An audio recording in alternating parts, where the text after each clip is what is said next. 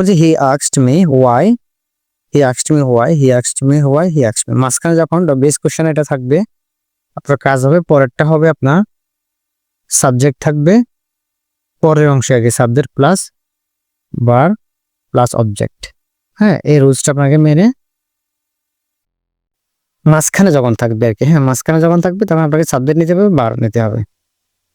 তাহলে আমাদের প্রথম অংশে অক্সিলারি আছে, তাহলে এটা হচ্ছে না, এটা আমরা কেটে দিলাম।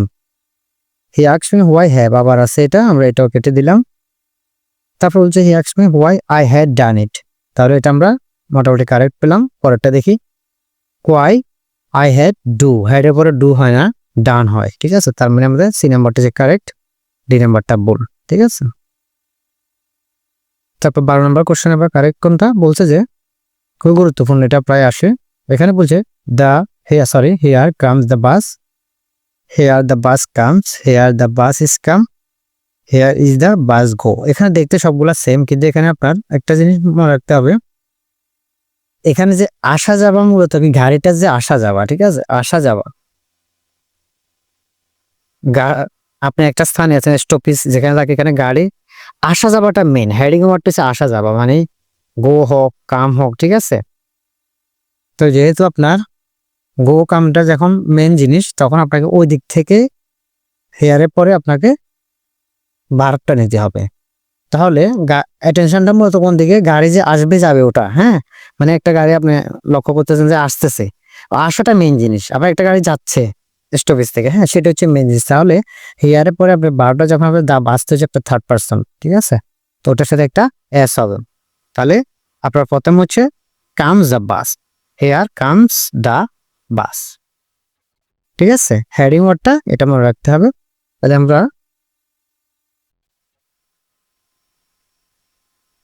প্রথমটা হচ্ছে আমাদের হেয়ার কামস দ্য বাস, মানে বাস এখানে আসবে।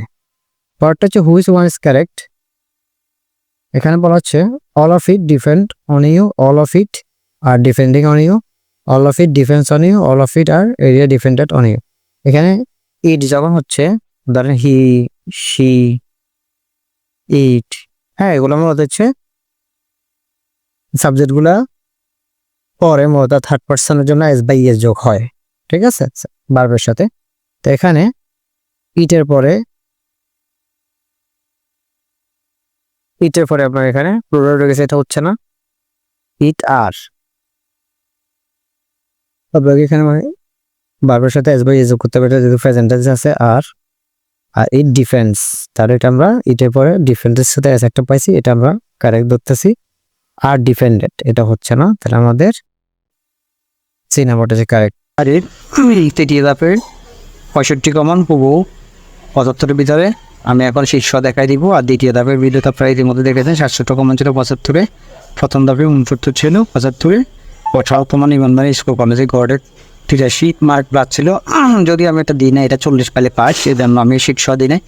আমি মার্বেলার যে পরীক্ষাগুলো হয় ওগুলো দিই, 45টা 40তম পিসিএসে 131টা পর্যন্ত কমন পড়ছে। আমি এখানে দেখাই দিচ্ছি শীর্ষ আছে, ধৈর্য সহকারে সবাই দেখবেন, এটা পূর্ণাঙ্গ শীট থেকে, হ্যাঁ 46তম বিসিএসের। আর 45টার কিন্তু কভার পেজে ছিল না, এখানে কভার পেজে 127 প্লাস ছিল, কিন্তু হ্যাঁ এটা কভার পেজে আছে সবগুলোতে।